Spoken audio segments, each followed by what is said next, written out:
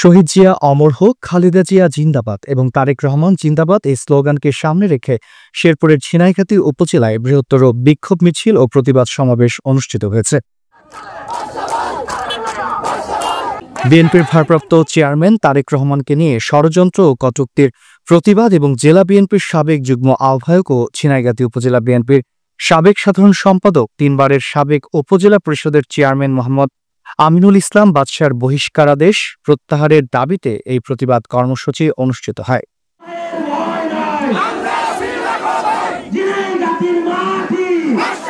শুক্রবার বিকেলে ঝিনাইগাতী উপজেলার বিভিন্ন অঙ্গ ও সহযোগী সংগঠনের হাজারো নারী পুরুষ নেতাকর্মী এতে অংশগ্রহণ করেন।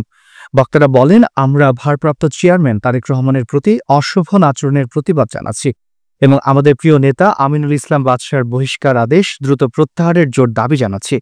ঝিনাইগাতী উপজেলার মাটি ও মানুষের প্রাণপ্রিয় এই নেতার বিরুদ্ধে অন্যায় সিদ্ধান্ত যেন বাতিল হয় এবং বিএনপির সকল অঙ্গ সংগঠনের কার্যক্রম নির্বিঘ্নে চলার পরিবেশ সৃষ্টি হয়, সে দাবি তারা পুনরায় উপস্থাপন করেন।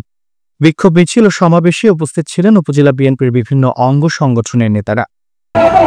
ভারপ্রাপ্ত চেয়ারম্যান জনাব তারেক রহমানের কটূক্তি করা, তার প্রতিবাদে আমাদের এই আজকের সমাবেশ প্রতিবাদ এবং আমাদের ঝিনাইগাতী উপজেলার একজন জনপ্রিয় এবং যিনি ইতিপূর্বে আমিনুল ইসলাম বাদশা বিগত সময়ে বহিষ্কার করা হচ্ছে দল থেকে।